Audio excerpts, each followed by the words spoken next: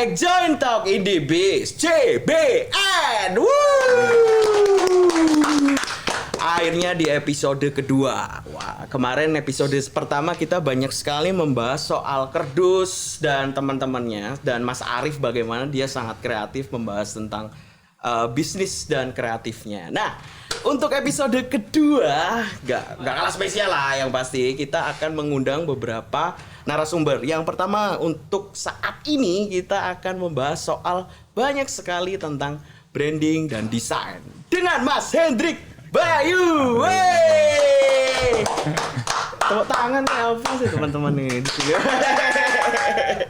Gimana Mas? Sehat Mas? Sehat, alhamdulillah Mas. Selamat datang di kantor Telkom Landmark Tower Surabaya. Terima kasih sudah diundang. Ya, siap. Kita nanti akan membahas banyak sekali soal branding, fotografi, logo dan lain sebagainya lah Mas. Nah, Mas Hendrik ini atau lebih enak dipanggil kita Mas Bayu. Mas Bayu ini adalah founder dari Markas Desain, guys. Nah, teman-teman ini ada yang belum tahu Mas, Markas apa, desain apa. Nah, boleh nggak Mas dijelasin sedikit? Markas Desain itu apa, Mas Bayu? Oke, terima kasih kesempatannya. Ya. Oke, mungkin teman-teman dengar Markas Desain ya, atau disebut mungkin jasa desain, tempatnya desain. Nah, memang awal kita jasa desain. Karena memang waktu itu tahun 2013 masih jarang untuk jasa desain untuk pelaku bisnis. Pada tahun itu. Makanya saya ngerasa ada kewajiban ngedukasi mereka, karena saya juga praktek juga di produk saya seperti itu.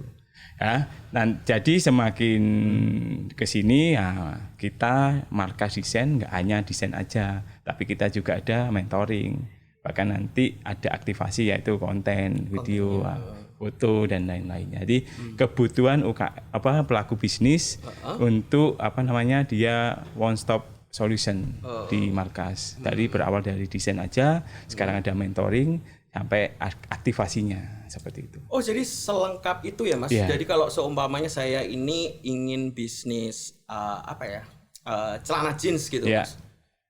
Yang pikiran saya gimana jeans ini bisa terjual gitu. Tapi nggak tahu bicara soal brandingnya. Saya bisa konsultasi di Markas Desain. Bisa, kan nanti ditanya tujuannya apa, selling apa branding. Karena selling juga nggak salah gitu. Dua hal yang berbeda kan ya Mas. Kalau memang selling ya udah, kita nanti fokus di penjualan. Fokus di penjualan. Gimana? Kalau branding, baru kita tata pelan-pelan.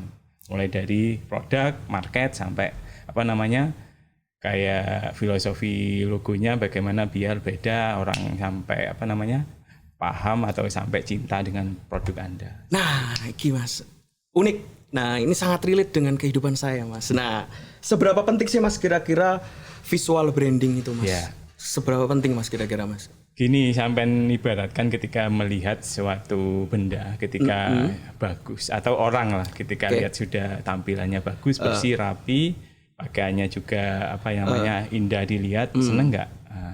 Itu awal itu desain dari awal. Tapi sebenarnya yang paling penting lagi kita ngomong branding itu bukan hanya tampilan luar, tapi keseluruhan. Jadi branding itu keseluruhan, mulai sampai dari hatinya kan, sampai perilakunya, karakternya, melayaninya. Paham ya? Jadi sampai ngomongnya, cara ngomongnya, bahasanya, itu istilahnya manusia seperti branding itu keseluruhan, bukan hanya pakaian. Kebanyakan kan pelaku bisnis ngira branding cuma pakaian, warnanya bagus, bajunya mahal, enggak, tapi semuanya dari niatnya, karakternya, hatinya, ngomongnya, pelayanannya, sampai bilang tadi. Jadi branding itu semua aktivitas yang membentuk persepsi positif di benak konsumen, itulah branding. Oke, sip. Mas, gitu berarti gimana sih Mas peran branding ini biar tepat sasaran Mas kira-kira? Kalau branding biar tepat sasaran, yang penting kita harus tahu market kita siapa. Segmennya apa, siapa yang kita sasar gitu ya Mas. Kita menyampaikan, kita mengkomunikasikan itu lebih mudah seperti itu. Makanya target marketnya siapa dulu. Habis itu ketemu baru kita ngomong branding strateginya seperti apa. Seperti apa. Seperti itu Mas.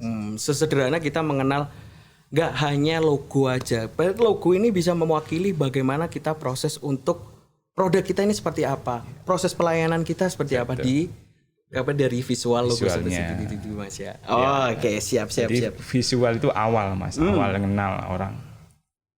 Mas, kira-kira kalau ada beberapa pertanyaan mungkin yang akan saya bacakan atau saya sampaikan kepada Mas Bayu ini soal bahasa riset yang kreatif Mas. Untuk menciptakan solusi yang baru nih Mas di dunia yang inovatif ini seperti apa sih Mas? Peran branding itu Mas. Jadi peran branding yang seperti istilah atau tagline-nya markas yang sekarang. Apa itu Mas? Berani bangun brand, berani bangun tim. Jadi kenapa saya menyarankan atau mewajibkan ya untuk bangun brand? Karena sekarang pebisnis banyak, pelaku bisnis banyak Mas. Apa ya, jualan apapun semua bisa sekarang. Sampai buka bisnis baru bisa, bahkan Macron semua bisa. Makanya di sini diperlukan sekali branding. Jadi branding ini biar nanti customer kita loyal. Itu goal akhirnya. Jadi goalnya customer-nya. Kalau marketing kan customer tahu aja. Bener. Kalau selling kan orang beli aja. Iya. Nah, branding ini goalnya apa? Orang itu loyal bahkan sampai nanti dia membela brand kita. Misalkan Mas jangan beli itu, nggak enak loh. Itu enak, itu api aku beli ya. Pernah beli ya seperti itu. Nah itu loh Mas. Kadang kalau sesederhana seperti yang disampaikan Mas Bayu tadi, kita fokus pada selling, tapi untuk loyal seperti pelanggan ini tetap bisa beli produk kita itu loh Mas. Gimana sih Mas? Di luar dari kita melayani pelanggan itu dengan baik, apakah ada strategi-strategi khusus ya Mas? Oke, kan kalau ngomong branding kan luas seperti tak bilang tadi, mulai awal sampai akhir ya. Jadi mulai awal makanya diperhatikan dulu tentang marketnya siapa, produknya harus benar-benar winning product atau ngangenin kalau makanan, kalau jasa pelayanannya harus bagus, ya. Bahkan sampai visual identitinya biar gampang diingat. Misalkan warna Telkom merah, ya kan konsisten, harus punya seperti itu. Terus dari segi personalitinya, misalkan SDM-nya harus sesuai dengan brandnya, itu juga pengaruh. Terus misalkan bahkan sampai ada jingle itu juga branding seperti itu. Terus bahkan yang paling penting lagi aktivasi konsisten penyampaian informasi ke market konsisten. Contoh yang dilakukan Aqua, dia konsisten, bahkan sudah terkenal dia tetap ngiklan. Dan inovasi sesuai zamannya, sama lihat. Iya benar Mas. Dia sudah nggak jual air tapi dia jual dia fokus, bukan hari ini bersih atau apa enggak, tapi dia sudah menjual dengan bahasa market yang baru atau yang sesuai dengan zaman. Dan dia konsisten dilakukan terus-terus. Nah, ini yang disebut aktivasi branding. Ini Mas, Telkom itu punya salah satu fitur atau produk platform lah untuk menyediakan cara berkomunikasi dengan baik dengan pelanggan, namanya OCA, Omni Communication Assistant. Jadi aplikasi bentuk aplikasi atau salah satu dashboard Mas gitu. Jadi kemudahan yang ada di situ itu kalau kita ingin ngeblasting sebuah promo di produknya Mas Bayu, itu bisa langsung satu kali klik untuk blast. Contoh 300 pelanggan, kita cukup 300 pasang, di insert untuk filenya, tinggal klik langsung blasting gitu. Yang paling menarik adalah dari OCA ini Mas, ada salah satu fitur namanya OCA AI. Nah, OCA AI ini tidak perlu kita harus ambil orang lagi atau cari orang lagi untuk jadi agentnya untuk membalesin chat admin gitu bahasanya Mas admin. Jadi dia udah otomatis membalas sesuai dengan perintah yang ada di OCA tersebut Mas. Bisa nih Mas, markas itu bisa masuk nih OCA ini bermasking Mas. Jadi maskingnya bukan nomor ya Mas, di situ bukan nomor tapi contoh markas desain ada verified yang centang hijaunya itu Mas. Jadi orang lebih percaya ini markas, oh ini produk saya keripik, wah gitu Mas. Jadi Mas kira-kira risetnya Mas Bayu dan tim-tim teman-teman markas itu kita udah punya pikiran untuk inovatif, untuk menciptakan sebuah brand. Nah gimana sih Mas dari inovatif itu sebuah brand itu punya daya saing Mas? Daya saingnya maksudnya mungkin brandku ini kuat, aku punya ini itu ya apa sih Mas? Ya, balik lagi yang penting ya dari membangun brand itu visi misinya harus kuat dulu. Kedua produknya harus potensial benar-benar bagus ya. Terus harganya juga sesuai dengan marketnya. Misalkan menengah atas, menengah bawah sekalian, seperti itu.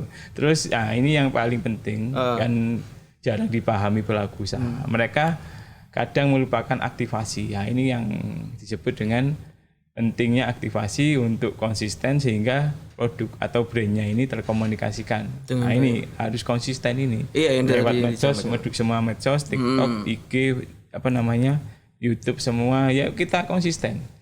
Kalau tambahan lagi ada ads iklan, kan endorse, itu harus konsisten. Gitu loh. Nah, itu yang bikin kuat kan jangka panjang. Nah, kadang orang kan mikirnya jangka pendek. Kalau branding jangka panjang. Jadi harus kuat dimulai dari mana pondasi. Lebih kuatnya lagi lanjut aktivasi. Pondasi ya harus benerin dulu visi misi, produk, packaging, terus harga, market kita kuatkan dulu di situ. Baru diajak ke aktivasi. Bagaimana mengenalkan foto yang bagus, video bagus, iklan yang bagus, bahkan kita endorse yang benar-benar tepat. Dan ini harus dilakukan dengan konsisten dan wajib selamanya. Akhirnya dia punya daya saing yang tepat. Inovasi terus. Ya dicontohkan sudah banyak corporate besar sudah melakukan itu.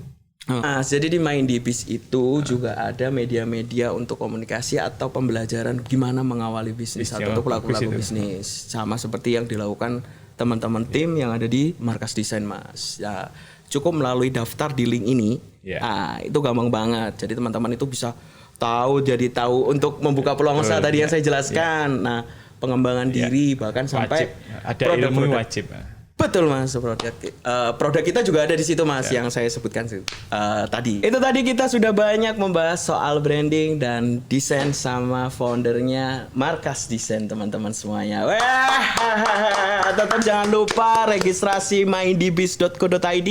Banyak hal yang teman-teman bisa dapatkan di situ. Tetap berkarya, inovatif dan terus bermanfaat untuk orang lain. Ciptakan peluang dan wujudkan harapan. Mindibiz JBN.